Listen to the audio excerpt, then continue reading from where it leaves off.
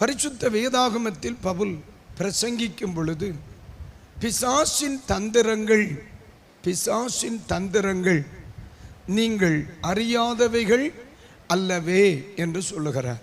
ஒரு முறை கூட அந்த வார்த்தையை சொல்லுங்க. பிசாசின் தந்திரங்கள் நீங்கள் அறியாதவைகள் அல்லவே என்று சொல்லுகிறார். சாத்தான் நேரடியாக செயல்படுவதை விட மறைமுகமாக தந்திரமாக அதிகமாய் செயல்படுவான். ஆமாம், செயல்படுவான். அதை நம்ம எங்கிருந்து பார்க்க முடிகிறது? ஏதேன் தோட்டத்திலிருந்தே நம்ம அதைத்தான் பார்க்க முடியும். பயனுள்ளவர்களை, பிரயோஜனமாக இருக்கிறவர்களை, மறுரூபத்தை விரும்புகிறவர்களை, இவனால் இந்த குடும்பம் ஆசீர்வதிக்கப்படும் அப்படின்னு அவனுக்கு தெரிஞ்சிருச்சுன்னா அந்த நபரை வஞ்சிப்பதற்கு, அந்த மனிதனை இடற பண்ணுவதற்கு, அந்த மனிதனை பலனற்றவனாய் மாற்றுவதற்கு அவன் என்ன தந்திரங்களை பயன்படுத்த முடியுமோ அதை மறைமுகமாக பயன்படுத்துவான். வார்த்தைகளின் மூலமாய் பயன்படுத்துகிறான், சூழ்நிலைகளின் மூலமாக பயன்படுத்துகிறான், அவனை நேசிக்கிறவர்கள் மூலமாக பயன்படுத்துகிறான். அவன் எதை அதிகமாய் நம்புகிறானோ அதன் மூலமாய் அவன் என்ன செய்கிறான்? பயன்படுத்துகிறான். காரணம், இடற பண்ணுவது சாத்தானுடைய மிகப்பெரிய தந்திரம். அல்லேலூயா. பாருங்க, நல்ல ஆராதிப்பாங்க, கைகளை தட்டுவாங்க, கூட்டத்துக்கு வருவாங்க, ஜெபம் பண்ணுவாங்க. ஆனால் செய்தி வருகிற நேரத்தில் தூங்க வச்சிருவான். பாரு, இது பிசாசுனுடைய பெரிய தந்திரம். ஏன்னா வசனம் இவன் வாழ்க்கையில் வெளிப்பட்டா இவன் தெரிந்திருவான். வசனம் இவன் காதுகளில் விழுந்தால் இவன் குடும்பம் ஆசீர்வதிக்கப்படும். கர்த்தர் வசனத்தை அனுப்பி குணமாக்குகிறவன். அந்த வசனம் இவன் வாழ்க்கையில் வெளிப்பட்டா சுபாவ மாற்றங்கள் வரும். இது யாருக்கு தெரியும்? பிசாசுக்கு தெரியும். அதனால இவன் என்ன செய்வான்? பிரசங்க நேரத்தில் தூங்க வச்சிருவான். தூங்கு, நீ எவ்வளோ டயர்டாக இருக்க, ராத்திரி பகலாக உழைக்கிற, பாஸ்டர் அப்படியா, மற்றவங்க அப்படியா, நீ எவ்வளோ கடினமாக உழைக்கிற, நீ தூங்கு மக்கா அப்படின்னு அழகாக ஊதி தருவான். அப்படியே ஊதி தருவான். அந்த காற்று நம்ம மேலே அடிக்கும் பொழுது ஏதேனை போல இருக்கும். அப்போ உடனே புரிஞ்சுக்கணும், தோத்திரம் பிசாசு என்ன தூக்கம் என்கிற பொல்லாத கிரியைகளை கொண்டு வந்து என்ன செய்கிறான்? தேவ சித்தத்தை அறிய விடாதபடி தடுக்கிறான், தேவ விருப்பத்தை அறியாதபடி தடுக்கிறான், ஆண்டவரோடு அமர்ந்திருக்க விடாதபடி தடுக்கிறான். அப்படிங்கிறத புரிஞ்சுக்கணும். ஒரு ஆமேன் சொல்றீங்களா? கரங்கள் அசைத்து சொல்றீங்களா? அல்லேலூயா. ஆகவே கர்த்தருடைய பிள்ளைகளுக்கு நான் சொல்றேன், பிசாசின் தந்திரங்களை அறிய தவறாதிருங்கள். இப்ப நம்ம சிந்திக்க வேண்டிய ஒரு பகுதி, சாத்தான் பயன்படுத்துகிற சந்தேகம் என்கிற ஆயுதம். சாத்தான் பயன்படுத்துகிற சந்தேகம் என்கிற ஆயுதம். எல்லாரும் சொல்லுங்க, சாத்தான் பயன்படுத்துகிற சந்தேகம் என்கிற ஆயுதம். பிரிந்து போன நிறைய குடும்பங்கள் எந்த ஆயுதத்தில் சிக்கினவர்கள் அப்படின்னா, சந்தேகம் என்கிற ஒரு ஆயுதத்தில் சிக்கினவர்கள். உண்மையிலே சொல்லுங்க, பேய் கூட வாழலாம், ஆனா சந்தேகப்படுகிறவங்க கூட வாழ முடியும். ஒரு பேய்க்கு கூட குடும்பம் நடத்திடலாம் ஐயா, ஆனா சந்தேகப்படுகிறவங்க கூட குடும்பம் நடத்த முடியும். அதுக்கு காரணம் என்னவென்றால், சந்தேகம் அநேக குடும்பங்களை அழித்திருக்கிறது. இந்த இரவில், இந்த பகல் வேளையில் கர்த்தருடைய வார்த்தைகளை கேட்கிற உங்களை பார்த்து நான் சொல்லுகிறேன், தம்மில் சந்தேகப்படுகிற ஒரு கேரக்டர் நமக்குள்ளே இருக்குமானால் அது உங்கள் சமாதானத்தை கெடுத்துவிடும், ஐக்கியத்தை கெடுத்துவிடும், உறவை கெடுத்துவிடும், எதிர்காலத்தை கெடுத்துவிடும். அது உங்களோடு முடிந்து விடுவதில்லை, உங்கள் தலைமுறைகளுடைய எதிர்காலத்தையும் அது கெடுத்து விடும். ஆகையால் அதற்காக ஜெபித்து விடுபட உங்களுக்கு ஆலோசனை சொல்லுகிறேன். கர்த்தர் கிருபை தருவாரா? ஆனா ஆவிக்குரிய வாழ்க்கையில கூட அநேகரை சந்தேகத்திற்கு படுத்துகிறான் சாத்தான். பக்கத்துல சொல்லுங்க, சந்தேகப்படக்கூடாது. ஒரு முறை கூட சொல்லுங்க. அதற்கு ஒரு சில வசனங்கள் ஒரு சில வசனங்களை எடுத்துக்கொள்வோம். லூக்கா எழுதிய சுவிசேஷம், லூக்கா எழுதிய சுவிசேஷம் 12ஆம் அதிகாரம். லூக்கா எழுதிய சுவிசேஷம் 12ஆம் அதிகாரம் அதனுடைய 29ஆம் வசனத்தை ஒன்று கவனிங்க. 29ஆம் வசனத்தை கடைசி வார்த்தை எல்லாரும் சேர்ந்து சொல்லுங்க. சந்தேகப்படாமலும் இருங்கள். சொல்லுங்க. அந்த வசனத்தை முழுசா வாசிப்போம். ஆகையால் எண்ணத்தை உண்போம், எண்ணத்தை குடிப்போம் என்று நீங்கள் கேளாமலும் சந்தேகப்படாமலும் இருங்கள். கடைசி வார்த்தை எல்லாரும் சேர்ந்து சொல்லுங்க. சந்தேகப்படாமலும் இருங்கள். இது யார் நேரடியாக சொல்றது? இது யார் நேரடியா சொல்றா? இயேசு நேரடியா சொல்ற. சில இடத்துல இயேசு இன்டைரக்டா பேசுவார், சில இடத்துல இயேசு டைரக்டா பேசுவார். இந்த இடத்துல இயேசு டைரக்டா பேசுறார். சந்தேகப்படாமலும் இருங்கள். உங்க வாழ்க்கையில இந்த கேரக்டர் இருக்குமானால் இது இயேசு விரும்பாத சுபாவம், இது இயேசு விரும்பாத கேரக்டர். ஆம். அப்ப ஆண்டவர் இந்த காலை பொழுதிலே நமக்கு கற்றுக் கொடுக்கிற பாடம், ஆண்டவர் நேரடியாய் சொல்லுகிறார், பிள்ளைகளே சந்தேகப்படாமலும் இருங்கள். ஆமென். இன்னொரு வசனம் பாருங்க. மத்தேயு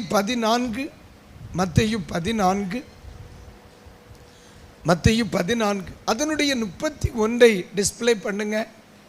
31 கவனிக்கும் பொழுது இயேசு அவன் கையை நீட்டி அவனை பிடித்து, அற்ப விசுவாசியே ஏன் சந்தேகப்பட்டாய் என்றார். கடைசி வார்த்தையை இணைந்து சொல்லுங்க. ஒரு முறை கூட சொல்லுங்க. அப்போ ஒரு மனிதன் சந்தேகப்படுகின்ற ஒரு சூழல் உருவாகுது. அந்த சந்தேகப்படுதலினால் ஏதோ ஒரு இடத்தில் அவன் அமிழ்ந்து விடுகிறான். நல்லா கவனிங்க. சந்தேகம் அமிழ பண்ணும். சொல்லுங்க அந்த வார்த்தையை. சந்தேகம். ஒரு முறை கூட சொல்லுங்க. சந்தேகம் அமிழ பண்ணும். எங்கேயோ ஒரு இடத்துல உங்களை தாழ்த்திடும். அது நடக்க வேண்டிய உங்களை நடக்க விடாம பண்றது தான் சந்தேகம். ஓட வேண்டிய உங்களை ஓட விடாம பண்றது சந்தேகம். ஜெயிக்க வேண்டிய உங்களை ஜெயிக்க விடாம பண்றது சந்தேகம். ஆண்டவர் அவனை பார்த்து சொன்னார், கடிந்து கொண்டார். ஆண்டவர் ஏன் சந்தேகப்பட்டாய், அறிவில்லையா உனக்கு அப்படின்னு சொல்லியிருப்பார். நான் அப்படித்தான் நினைக்கிறேன். ஏன் இப்படி பண்ணிட்டேன், ஏன் உனக்கு இந்த சந்தேகம், வாழ்க்கையை குறித்து சந்தேகம், ஜெபத்தை குறித்து சந்தேகம், ஜீவியத்தை குறித்து சந்தேகம், வசனத்தை குறித்து சந்தேகம். தூங்காதேன்னு பாஸ்டர் சொன்னார், தூங்கக்கூடாதான்னு அதில் ஒரு சந்தேகம் உனக்கு. வேதாகமத்தில் வாசிக்கும் பொழுது நம்ம இப்போ ஏற்கனவே நம்ம வாசித்தோம். மத்தேயு 14:31 இந்த பகுதி 30-31 பகுதிகளை நம்ம வாசிக்கும் பொழுது இயேசு கடல் மேல் நடந்து கொண்டிருக்கிறார். நல்லா கவனிங்க. இயேசு கடல் மேல் நடந்து கொண்டிருக்கிறார். அப்ப எல்லாரும் பார்க்குறாங்க. இயேசு நடக்கிறதை பேதுருவும் பார்க்கிறார். இப்ப பேதுருக்கு ஒரு விருப்பம், எனக்கு கடல்ல நடந்தால் என்ன. அவனை சொல்றார், இயேசுவே நீரே ஆனால் நானும் நடக்கும்படி உதவி செய்யும்.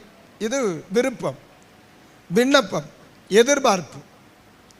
இந்த வார்த்தை இயேசு கிட்ட போகுது. உடனே அவர் கடலில் நின்றவண்ணமாய் படகில் இருந்த பேதுருவை அழைத்தார். நல்லா கவனிங்க. கடலில் நின்றவண்ணமாய் படகில் இருந்த பேதுருவை கர்த்தர் என்ன செய்தார், அழைத்தார். நம்ம சாதாரணமான அழைப்பு கடலில் நிற்கிறவர்களை படகிற்கு அழைக்கலாம், அது பாதுகாப்பானது. படகில் இருக்கிறவர்களை கடலுக்கு அழைப்பது என்பது ஆபத்தானது, யோசிக்கத்தக்க. அல்லேலூயா. கஷ்டப்படுகிறவனை நன்மைக்கு அழைக்கலாம், பாட அனுபவிக்கிறவனை நன்மைக்கு அழைக்கலாம், இது நல்ல அழைப்பு. ஆனால் சும்மா கப்பலில் கடலில் படகுல பாதுகாப்பா பயணிக்கிறவனே தண்ணீரில் நடப்பதற்கு அழைப்பது என்பது கொஞ்சம் ஆபத்தானதுதான். அல்லேலூயா. பலர் நினைக்கிறாங்க, பாஸ்டர் என் ஆண்டவர் ஊழியத்துக்கு அழைச்சிருக்கிறார், ரொம்ப நன்றி, சந்தோஷம், நான் ஊழியத்தை அழைக்கப்பட்டு செய்யலான்னு நான் நினைக்கிறேன் அப்படின்னு பலரும் நினைக்கிறாங்க. பலரும் அப்படி சொல்கிறாங்க. நான் அவங்களை 100% அவர்களை வரவேற்கிறேன். ஆனால் பலருக்கும் சபை ஊழியம், சுவிசேஷ ஊழியம், மிஷனரி ஊழியம், ஆண்டவருக்காக ஊழியம் செய்கிறத எப்படி நினைக்கிறாங்க? தேவ ஊழியர்கள் மேடையில் நிற்கிறது மட்டும்தான் அவங்களுக்கு தெரியும். பாரு, அவர் எப்படி வந்தார், இவன் எப்படி இருக்கிறார், இப்படி வந்தார், இப்போ நல்ல வண்ணமா வயரெல்லாம் வச்சு, அப்போ நம்மளும் ஊழியத்துக்கு போனால் இப்படி ஆயிடலாம் அப்படின்னு பலரும் கீழே இருந்து, தூரத்தில் இருந்து ஒரு பெரிய எதிர்பார்ப்போடு இருக்கிறாங்க. ஆனால் ஒன்று சொல்லுகிறேன், இயேசு உங்களை தமக்கென்று அழைக்கிறார் என்றால் அது படகுக்கு அழைக்கிற அழைப்பு அல்ல, அது கடலுக்கு அழைக்கிற அழைப்பு என்று மறந்துவிடக்கூடாது. ஆனால் ஏன் உங்களுக்கு இந்த வார்த்தையை சொல்லுகிறேன்? அநேகர் ஊழியத்துக்கு வந்துடுறாங்க, ஆனால் வந்த பிறகு பார்த்தா கஷ்டம், வந்த பிறகு பார்த்தா பாடுகள், வந்த பிறகு பார்த்தா எதிர்பார்க்கிற சூழ்நிலையில் இல்லை. சில நினைக்கிறாங்க, இப்படியெல்லாம் இருக்கும்னா பாஸ்டரை நான் கல்யாணம் பண்ணி இருக்கவே மாட்டேன் அப்படின்னு பலரும் சொல்கிறாங்க. அது வராமல் இருக்கிறதுக்கு இனி சொல்லுது. அல்லேலூயா. ஆமாம், என்கிட்ட எவ்வளோ முகாம்கள் நடக்கும் பொழுது ஊழியத்தில் இவ்வளோ கஷ்டம் இருந்தால் நான் வந்திருக்கவே மாட்டேன். ஆமாம், ஊழியத்தில் இவ்வளோ பாடுகள் இருந்தால் நான் வந்திருக்கவே மாட்டேன் அப்படின்னு வருத்தப்பட்டு வேற வழி இல்லாமல் தொடரவும் முடியலை, விட்டுட்டு போக முடியாமல் எத்தனை பேர் ஓடிட்டு இருக்காங்க தெரியுமா? இப்போ சிலர் நினைக்கிறாங்க பாஸ்டருக்கு தீர்க்க தரிசனை இருக்குது. இது தீர்க்க தரிசனை இல்லை, பலருடைய அனுபவம், வந்தாச்சு வேற வழி இல்லை அப்படின்னு ஓடிட்டு இருக்கிறாங்க. அதனால் தெளிவாக சொல்கிறேன், நிறைய பேரை கடலில் இருந்து படகுக்கு அழைக்கப்படுகிறது. ஆனால் கர்த்தருடைய அழைப்பு ஒரு மனிதனுக்கு வருமானால் அவர் படகில் இருக்கிற உன்னை கடலுக்கு அழைக்கிறார், அதை மறக்காது. ஆனாலும் ஆண்டவருக்காக நீங்கள் செயல்பட ஆரம்பிக்கும் பொழுது எதிர்ப்புகளை சந்திக்க வேண்டியது வரும், பாடுகளை சந்திக்க வேண்டியது வரும், நெருக்கத்தை சந்திக்க வேண்டியது வரும், சவால்களை சந்திக்க வேண்டியது வரும். வரும், கண்டிப்பாக வரும். அப்போ நீங்கள் கேட்கலாம், பாஸ்டர் இப்படி ஒரு ஊழியம் எதுக்கு? அதுதான் நானும் கேட்க எதுக்குன்னு. அல்லேலூயா. நீங்கள் ஆண்டவரை நேசிப்பீர்கள் என்றால் அவருடைய அழைப்புக்கு நீங்கள் இணங்குவீர்கள். நீங்கள் ஆண்டவர் மேல் அன்பு வைப்பீர்கள் என்றால் அவருடைய அழைப்பை உங்களால் தட்டிக்கொள்ள முடியாது. ஆனால் 100% சொல்லுகிறேன், ஆண்டவர் உங்களை அழைத்திருப்பார் என்று சொன்னால் அது படகுக்கு அழைப்பல்ல, கடலுக்கு அழைப்பு. அல்லேலூயா சொல்லுங்க. பக்கத்தில் பார்த்து சொல்லுங்க, நீங்கள் ஊழியம் செய்ய விரும்புகிறீங்களா? இப்போ சிலர் நினைக்கிறாங்க, அப்படியா இனி வேண்டான்னு சொல்கிறாங்க. அல்லேலூயா. ஆனால் ஒன்று சொல்லுகிறேன், படகில் வாழ்ந்தவர்கள் வாழ்ந்தார்கள், படகில் இருந்தவர்களுக்கு வாழ்க்கை. ஆனால் கடலில் நடந்தது சரித்திரம். எல்லாரும் வாழ்ந்தா, நீனும் வாழ்ந்த, அப்படி வாழ்றீங்களா? இயேசுவோடு வாழ்ந்தா என்ற சரித்திரமாய் வாழ விரும்புகிறீர்களா? படகில் இருந்து கடலுக்கு அழைத்தால் நீ சரித்திரம், கடலில் இருந்து படகுக்கு அழைத்தால் உனக்கு வாழ்க்கை. வாழ்க்கை வேணுமா, சரித்திரம் வேணுமா? சில நேரத்தில் ஆண்டவர் அழைத்த அழைப்பு, நீங்கள் நல்லா கவனிங்க. ஆபிரகாமை தேவன் அழைத்தார். என்ன சொன்ன? உன்னை நான் ஆசீர்வதித்து பெருகவே பெருக பண்ணுவேன். ஆண்டவர் எப்பொழுதுமே கன்க்ளூஷனை சொல்லி கூப்பிடுவார். எதை தான் சொல்லி கூப்பிடுவார்? கன்க்ளூஷனை சொல்லுவார். உன்னை நான் ஆசீர்வதிப்பேன், ஆசீர்வதிக்கவே ஆசீர்வதிப்பேன், பெருகவே. கண்ணை மூடின உடனே நமக்கு திரளான மீன்கள் பிடிக்கிற மாதிரி ஒரு தரிசனம் தெரியும். நம்ம பின்னாடி ஒரு கூட்டம் ஆடு பின்னால் வர்ற மாதிரி ஒரு தரிசனம் தெரியும். கண்ணை மூடனோடனே கண்மலையிலிருந்து தண்ணீர் வர்ற மாதிரி தெரியும். உடனே சிலர் உஷாராகிறாங்க, ரைட் கிளம்பு, விட்டாச்சு. ஆனால் ஆண்டவர் எப்பொழுதுமே அவர் ரிசல்ட்டை சொல்லுவார். ஆனால் எப்பொழுதுமே ரிசல்ட்டுக்கு முன்னால் என்ன இருக்கும்? ஒரு தேர்வு இருக்கும். அப்படிங்கிறத நீங்கள் மறந்துடக்கூடாது. நம்ம வாழ்க்கையில் கர்த்தர் நம்மை அழைக்கும் பொழுது எதிர்பார்க்கிற சூழ்நிலைகள் எல்லாமே இருக்கலாம். ஆனால் இன்றைக்கு சொல்லுகிறேன், பேதுருவை கர்த்தர் அழைத்தார். ஆனால் அந்த அழைப்புக்கு அவர் இணங்கி வந்தார். ஆனால் அந்த அழைப்பு நடைமுறைப்படும் பொழுது அவருடைய அழைப்பில் ஒரு சந்தேகம் பேதுருக்கு வருது. அல்லேலூயா. நான் வரட்டுமான்னு கேட்டேன், வான்னா வந்துட்டேன். ஆனால் நடந்து வருகிற வழியில் அழைப்பின் மேல் சந்தேகம். தெரியாமல் வந்துட்டனோ, வராமல் இருந்திருக்கலாமோ, ஒரு மாதிரி தள்ளுதே, தரையில் நடந்த மாதிரி இல்லையே, இதுக்கு பேசாமல் அங்கேயே இருந்திருக்கலாமோ. அங்கே பாரு, மீதி 11 பேரும் கொண்டக்கடலை தின்னுட்டு இருக்கான். இங்கே கொண்டக்கடலைக்கு வாய்ப்பில்லை, பேலன்ஸ் பண்ண வேண்டிய இருக்கு. பலரும் அப்படித்தான் நினைக்கிறாங்க. ஆனால் ஆண்டவர் சொல்லுகிறார், நான் உன்னை அழைத்தது உண்மையானால் எதற்காக அழைத்திருப்பேனோ அதை நிறைவேற்றாமல் இருக்க மாட்டேன். அழைப்பில் சந்தேகப்பட வேண்டாம். அல்லேலூயா. சகோதரா, தெய்வம் உன்னை அழைத்திருப்பாரானால், உன் குடும்பத்தை அழைத்திருப்பாரானால், உன் பிள்ளைகளை அழைத்திருப்பாரானால், உன் வாழ்க்கையை அழைத்திருப்பாரானால், அழைத்தவருக்கு தெரியும் உன் அழைப்பை நிறைவேற்ற, அழைத்தவருக்கு தெரியும் உன் ஆபத்தில் காப்பாற்ற, அழைத்தவருக்கு தெரியும் உன் கால்கள் இடராமல் நடத்த.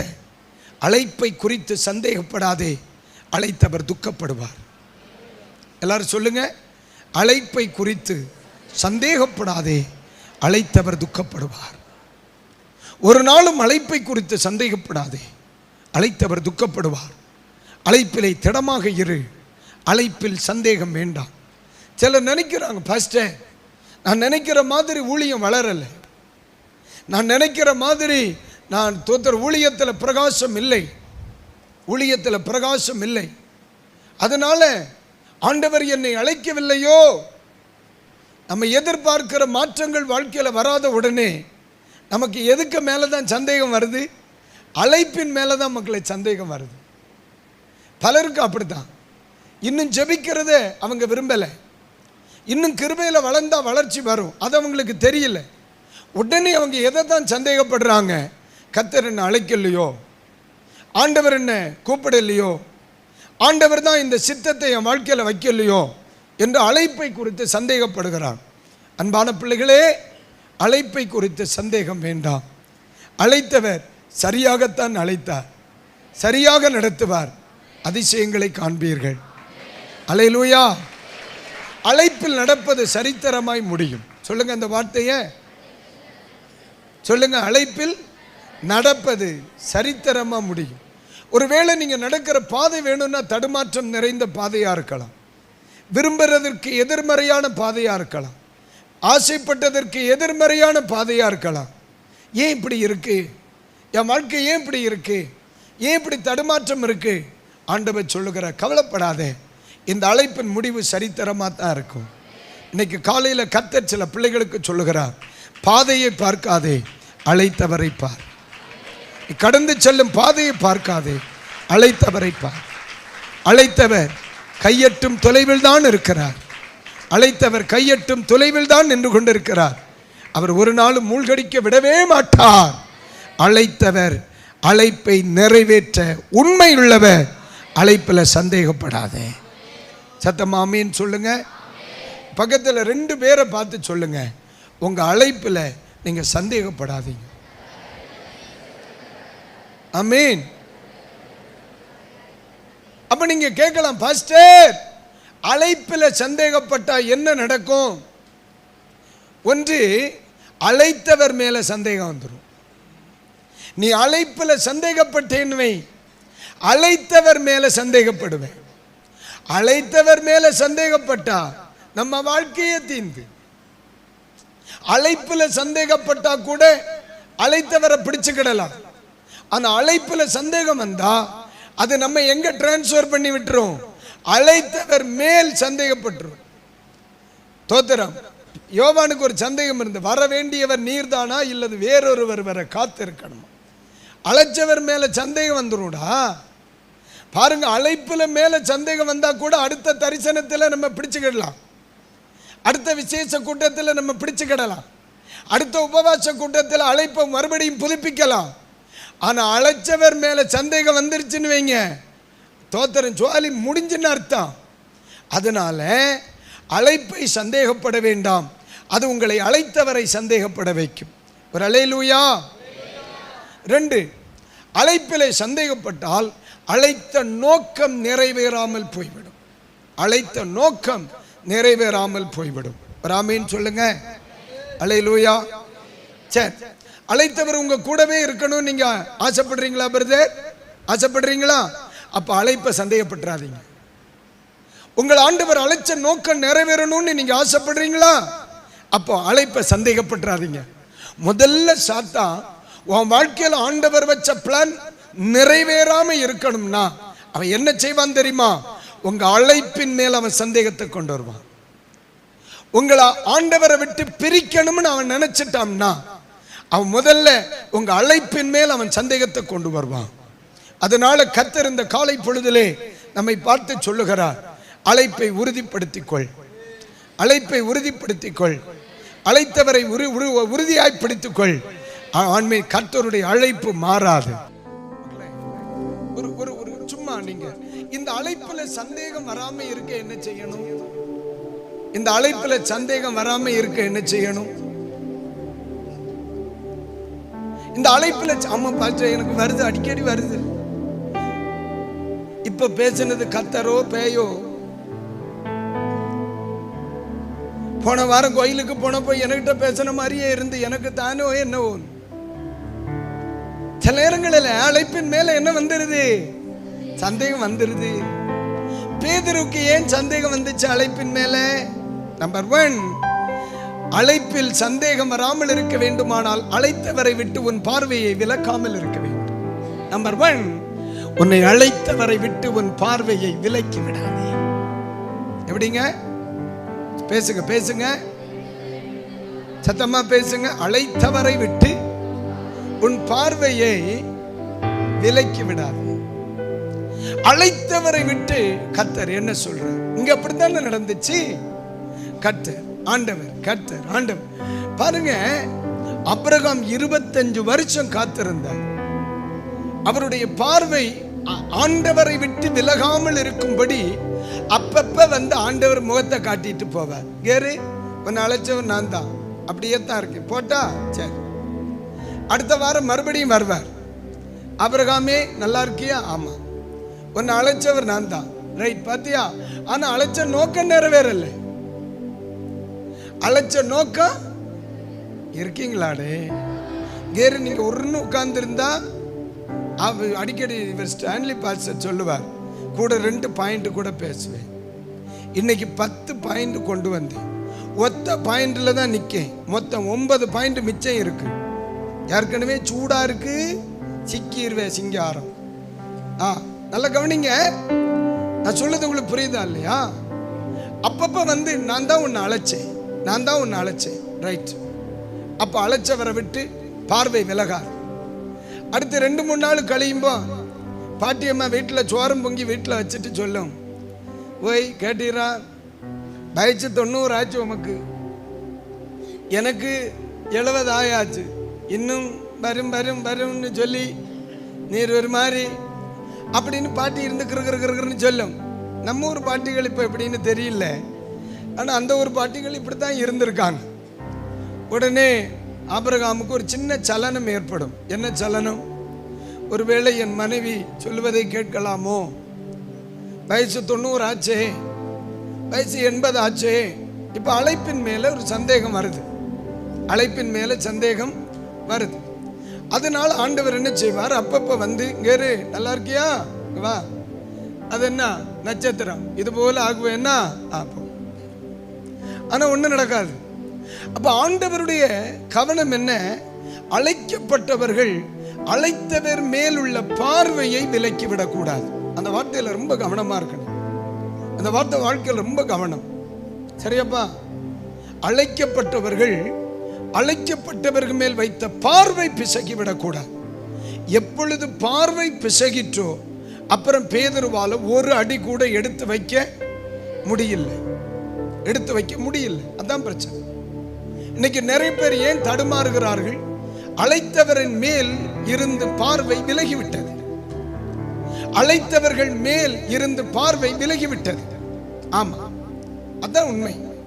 அதனால இன்றைக்கு காலை பொழுதுல ஒரு ஜெபம் பண்ணணும். ஏசப்பா, ஒரு நாள் என் வாழ்க்கை உம்மை விட்டு விலகிவிடக்கூடாது, என் பார்வை உம்மை விட்டு விலகிவிடக்கூடாது. சரியா?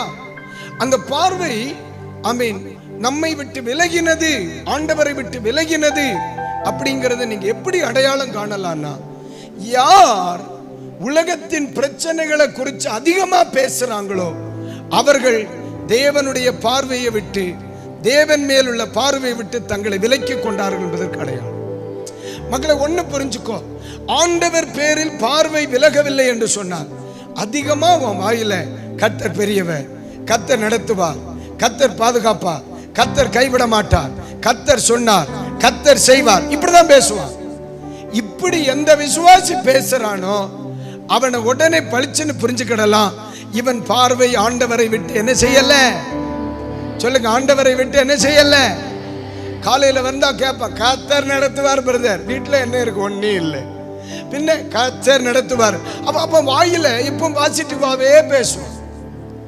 எப்ப பாருங்க வெற்றி அடைகிற வார்த்தையே இருக்கும், எப்ப பாருங்க ஜெயத்தை குறிச்சே பேசுவான், எப்ப ஆண்டவர் செய்த அற்புதங்களை குறித்து பேசுவான். ஆபிரகாமுக்கு செய்தவர் எனக்கு செய்ய மாட்டாரா? இஸ்ரவேலுக்கு செய்தவர் எனக்கு செய்ய மாட்டாரா?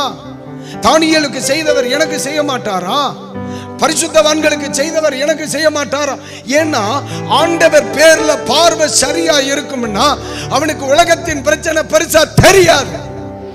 எந்த விசுவாசிக்கு, எந்த ஊழியக்காரனுக்கு உலகத்தின் பிரச்சனை பெருசா தெரியுதோ, எந்த ஊழியக்காரன், எந்த விசுவாசி உலகத்துல நடக்கிற பிரச்சனை குறித்து அதிக நேரம் பேசி புலம்புறானோ உடனே புரிஞ்சிடணும், இவனுடைய பார்வை ஆண்டவரை விட்டு விலகிவிட்டது.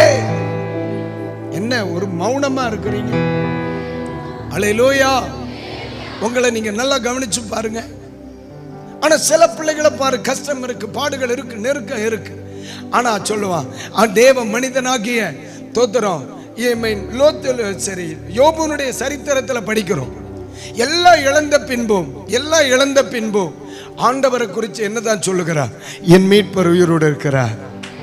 அல்லேலூயா. என் மீட்பர் உயிரோடு இருக்கையிலே எனக்கு என்ன குறை உண்டு நீ சொல் மனமே. அல்லேலூயா. என் மீட்பர் உயிரோடு இருக்கையிலே எனக்கு என்ன குறை உண்டு நீ சொல் மனமே. பக்கத்துல பார்த்து சொல்லுங்க, கர்த்தரை விட்டு கண்ணை திருப்பாதீங்க. அல்லேலூயா. உங்க வாழ்க்கையில பிரச்சனை பெருசா தெரியுதா? மனிதன் பேசின வார்த்தைகள் மட்டும் பெருசா தெரியுதா? டாக்டர் சொன்ன வார்த்தைகள் மட்டும் பெருசா தெரியுதா? நீங்க சந்திக்கிற கஷ்டங்கள் உங்களுக்கு பெருசா தெரியுதுன்னா உங்களுடைய கண்கள் பிரச்சனைகளின் மேல் பதிந்து விட்டது, பரிகாரியின் மேல் விட்டு விலகி விட்டது என்ற அர்த்தம். அதான், பரிகாரியின் மேல் என் கண் பதிந்திருக்குமானால் என் வாய் எப்பவும் சொல்லும், இயேசு பெரியவர், இயேசு நல்லவர், இயேசு விடுவிக்கிறவர், அவர் எனக்கு அற்புதம் செய்வார், என்ன கைவிட மாட்டார், இப்படிதான் பேசுவான். அப்ப நம்ம புரிஞ்சுக்கணும், பார்வை யார் மேல இருக்கு? இயேசு மேல. இயேசு மேல. என்னை ரட்சித்தவர், என்னை தாயின் கருவில் கண்டவர், ஒரு நோக்கத்தோடு என்னை அழைத்தவர் பொய் சொல்ல மாட்டார். ஏன்? அவன் சந்திக்கிற சூழ்நிலைகளுக்கும் அவன் பேசுற பேச்சுக்கு வித்தியாசம் இருக்கு. பாசிட்டிவா பேசுவான், உடனே புரியணும், ரைட்டு, இவன் யார் மேல் கவனம் வைத்திருக்கிறான்? சொல்லுங்க, அழைத்தவர் மேல். சொல்லுங்க, அழைத்தவர் மேல். அழைத்தவரே, அழைத்தவரே, ஊழியத்தின்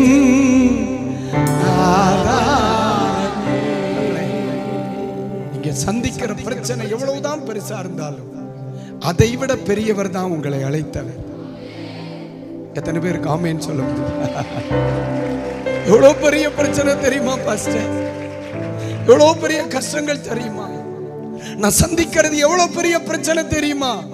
இன்னைக்கு காலையில் ஆவியானவர் சொல்லுகிறார், எவ்வளவு பெரிய பிரச்சனைன்னு சொல்றியே, உன்னை அழைத்தவர் எவ்வளவு பெரியவர் தெரியுமா? உன்னை அபிஷேகித்தவர் எவ்வளவு பெரியவர் தெரியுமா? நீ சந்திக்கிற எதிர்ப்பை விட, நீ சந்திக்கிற கண்மலையை விட, நீ சந்திக்கிற கடலை விட அவர் பெரியவர் தெரியுமா? அல்லேலூயா.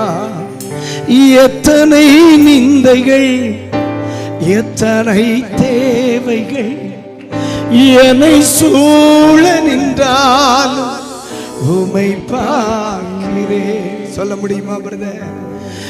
எத்தனை நிந்தைகள், எத்தனை தேவைகள் என்னை சூழ நின்றாலும் உம்மை பார்க்கிறேன். வலது கரத்தை உயர்த்தி சொல்லுங்க, உம்மை பார்க்கிறேன். சத்தமா, உம்மை பார்க்கிறேன். உத்தம ஊழியன் என்று நீ சொல்லிடும் ஒரு வார்த்தை கேட்டிட உண்மையாய் ஓடுகிறேன். சொல்லுங்க, உத்தம ஊழியம் என்று நீ சொல்லிடும் ஒரு வார்த்தை கேட்டிட உண்மையாய் ஓடுகிறேன்.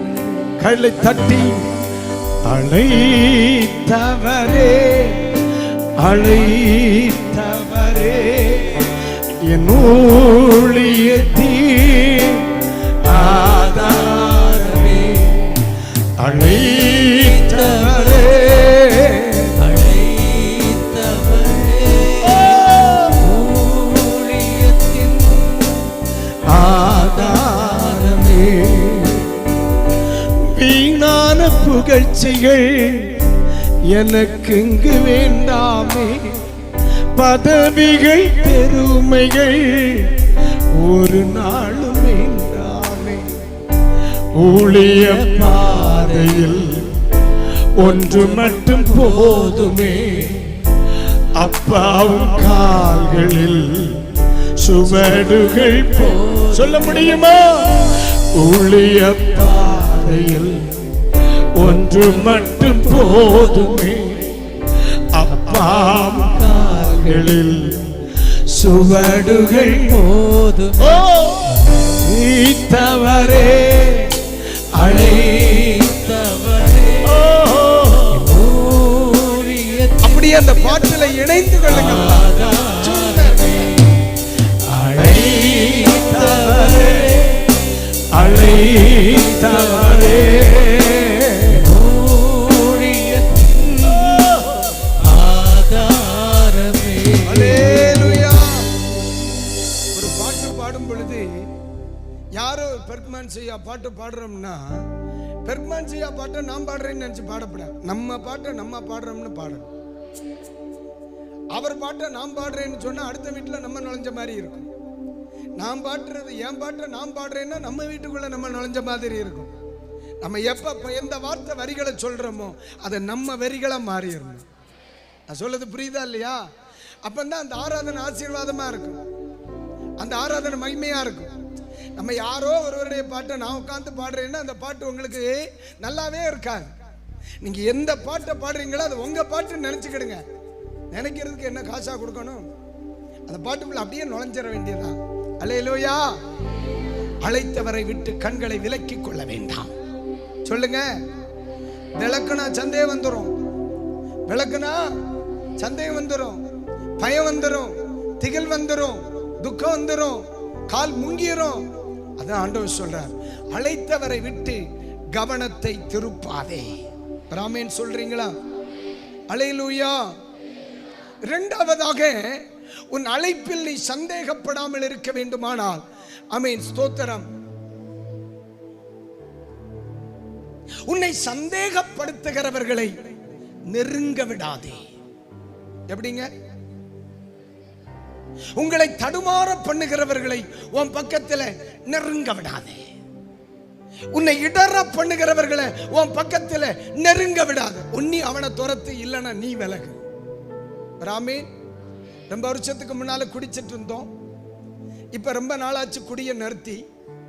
மறுபடியும் பழைய நண்பனுக்கிட்ட பிரயாசப்படாத, போதாத. நீ அவங்கிட்ட போய் போய் போய் போய் வந்து மாப்பிள்ள மனத்தி பாரும்பா. முதல்ல பாட்டில கையில தருவான், குடிக்கண்டா மாப்பிள்ள வச்சுக்காம. மறுபடி என்ன செய்வான், மாப்பிள்ள ஒண்ணு மூடிய திறந்து தாம்பா, மூடிய திறந்து தாம்பா. அடுத்து மாப்பிள்ள பழைய ஸ்மெல் எப்படி இருக்கு கொஞ்சம் மனத்தி பாரும்பா, நல்லாதான் இருக்கு. அப்புறம் பாஸ்டர் பார்க்கவா போறாரு, குடிச்சு பாருங்க. கரு அவனை பக்கத்துல கொண்டு வராத, சொல்லுங்க சொல்லுங்க, பக்கத்துல கொண்டு வராத. இடற பண்ணுகிறவனை, தடுமாற பண்ணுகிறவனை, சந்தேகப்படுத்துகிறவனை கிட்ட கொண்டு வராத, வரவிடாத, வரவிடாத. பக்கத்துல சொல்லு, வரவிடாத. அல்லேலூயா.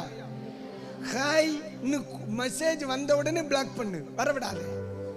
ஹாய் வரலையா மக்களா, ஹாய் அந்த மெசேஜுக்கே ஓடிரு, ஓடிரு. கிளவியை விட்டுட்டு யோசேப்பு ஓடினார், ஓடிட்டார். ஹாய்க்கே ஓடிட்டார்.